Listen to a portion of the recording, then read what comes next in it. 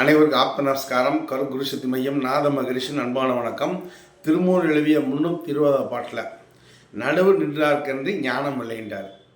நடுநிலை அப்படின்னா என்னென்னா, தாயின் வைத்த கர்ப்பப்பையில் தொப்புள் கொடியில் முதல் தலை வச்சு உள் சுவாசம் தானாக ஓடிச்சு.